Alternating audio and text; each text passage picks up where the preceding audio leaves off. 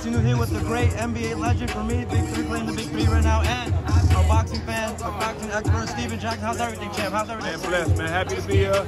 Ready to see another great fight. Yeah, Gervonta Davis is a household name. We've seen him in Atlanta. We've seen him in his hometown, Baltimore, New York. Like, how does it feel to have somebody like Gervonta Davis in the sport of boxing right now? I think it's great, man. I think he's definitely the face of his division. People love knockouts.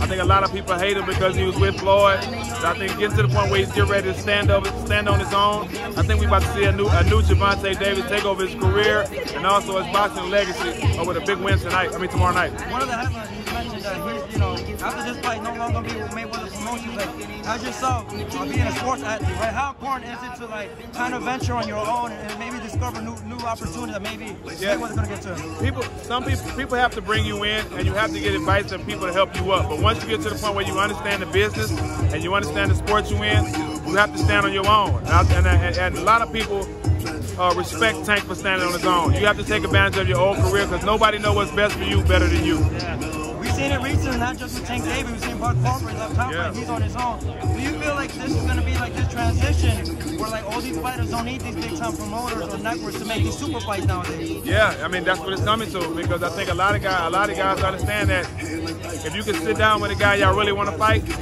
y'all can make the fight happen without the outside people.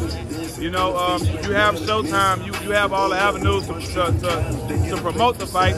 But as far as agreeing on the fight, I think these boxers are smart enough, intelligent enough, and business savvy enough to be able to sit down and agree on fights now. But at the end of the day, we want to see the best fighters fight the best fighters. And when that happens, the boxing continue to show up. Do you feel like this fight could only end in a knockout, or you think it could go to decision? The bad blood, too much bad blood. I think it's going to end in a knockout. Both of these guys been talking a lot of trash. Rolly knows something that we don't know. He's real confident, and we know what Tank can do. I don't see this fight going past 6 rounds. Potentially, whoever wins this fight could fight the winner of Haney and Kambosos. Yeah. I did want to ask you something because I think you're one of Rayo wants the winner of this fight. That him too. Yeah. One thing I want to ask you as an athlete, as somebody that's been growing, right? Continues growing. What's the mental game for Devin Haney, knowing that his father won't be in the corner with him in Australia? You never know how strong you are. The strong is your only option.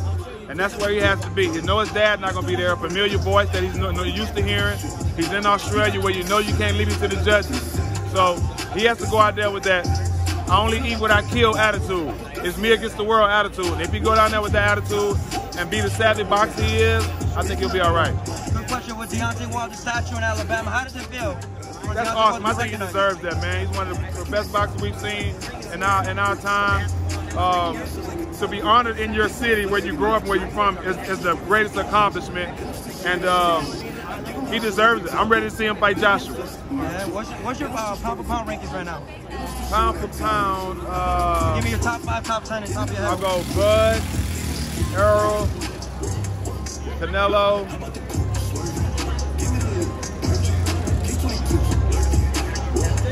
Tank, Charlo. The one that just became undisputed? Yes. Okay. Yes. Canelo GGG, 3rd time. I don't want to see it. Honestly, I don't want to see it. I'm a big fan of Canelo. I still have him a pound for pound, even though he lost because he was challenging himself. But I don't want to see him fight Triple G. We know what that's going to look like. We've seen it twice already. And Triple G's got older. He didn't get younger, so I don't know if he's going to make this fight any different. Well, is this fight just a confidence builder, or something for Canelo to prepare for a pivotal rematch in May? Maybe it's a confidence builder to get back on a winning track, but also, like you said, to get him back in a winning field for his next fight. All right, before we let you go, who's the 2 teams?